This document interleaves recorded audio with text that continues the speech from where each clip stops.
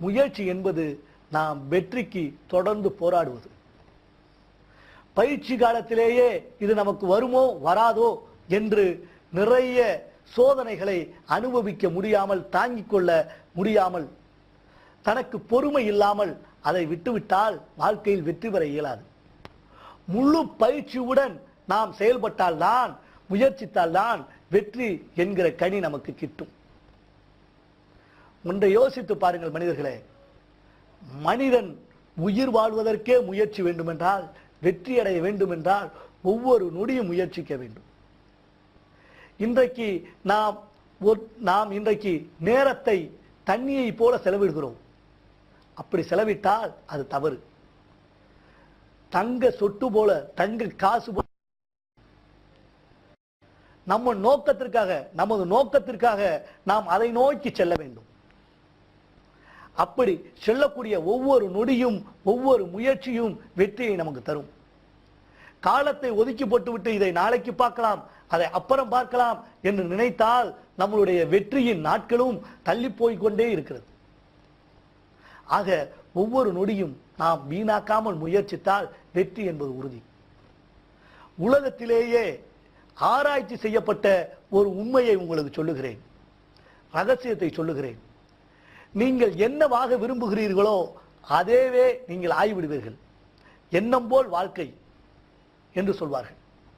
நீ எதாக விரும்புகிறாயோ, நீ எதை அடைய விரும்புகிறாயோ அதை நீ கண்டிப்பாக அடைவாய் என்பது தத்துவம்.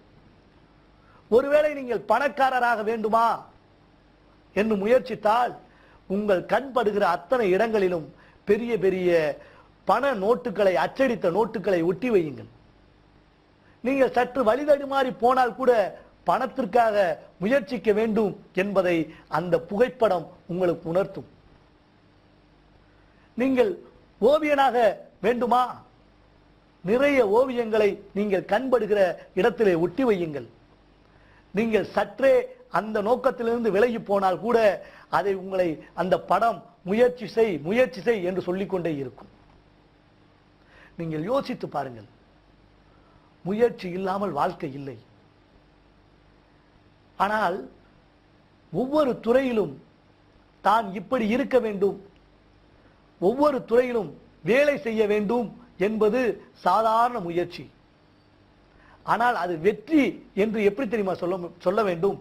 சாதாரண ஆசிரியனாவது அது முயற்சி செய்து அதை அடைந்து விடலாம். அந்த தொழிலுக்கே ஒரு பெரிய பெருமை சேர்க்க வேண்டும். அதுதான் வெற்றி. ஒரு டாக்டராவது அல்லது மருத்துவராவது நமது முயற்சியாக இருந்தாலும் அதன் வெற்றி என்ன தெரியுமா? இவர்தான் மிகச்சிறந்த டாக்டர் என்று காலம் போன பின்பும் அவருக்கு மக்களால் பேசப்படுகிறார்களே, அவர்கள்தான் ஒரு மிகச்சிறந்த மருத்துவர். ஒரு தலைவன் என்பவர் யாரு தெரியுமா? இவர்தான் தலைவர் என்று உதாரணமாக பலர் சொல்லுகிறார்களே, அதுதான் அவரின் வெற்றி. திருவள்ளுவர் முயற்சிக்கு அருமையான குறளை ஒன்றை எழுதியிருக்கிறார். தெய்வத்தால் ஆகாதெனினும் முயற்சிதன் மெய்வருத்த கூலி தரும். தெய்வத்தால் ஆகாதெனினும் முயற்சிதான் மெய்வருத்த கூலி தரும் என்கிற குறளை நமக்காக எழுதியிருக்கிறார். இதில் என்ன சொல்ல வருகிறார், இதன் பொருள் என்ன என்று உற்று பார்த்தால், நன்றாக உற்று கவனித்தால் இதன் உண்மை புரியும். இந்த குறளிலே முயற்சியையும் இறைவனையும் ஒரே தராசு தட்டிலே வைத்திருக்கிறார். நிறுத்து பார்த்தால் இரண்டும் ஒரே அளவு. இதிலே நீங்கள் முயற்சியை எடுத்துக்கொள்ள வேண்டுமா, இல்லை இறை வழிபாடு செய்ய வேண்டுமா என்று கேட்டால் உறுதியாக இந்த குறளின் பொருள் என்ன தெரியுமா? முயற்சியை எடுத்துக்கொள்ளுங்கள் என்றுதான் அர்த்தம். அதற்கு என்ன காரணம்? நீங்கள் இறைவனை எடுத்துக்கொண்டாலும் அல்லது வணங்கினாலும் வணங்காவிட்டாலும் இறைவன் உங்களை கைவிட மாட்டான். இறைவனின் கடமை உங்களை காப்பாற்றுவதுதான். ஆனால் நீங்கள் முயற்சியை எடுத்துக்கொள்ளாமல் விட்டால் நீங்கள் வாழ்க்கையில் நினைத்ததை அடைய முடியாது என்ற அர்த்தம். ஒன்று சொல்லுகிறேன் நண்பர்களே, வெற்றி தோல்வி என்று இரண்டு இல்லை. வெற்றி என்பது மட்டும்தான் இருக்கிறது.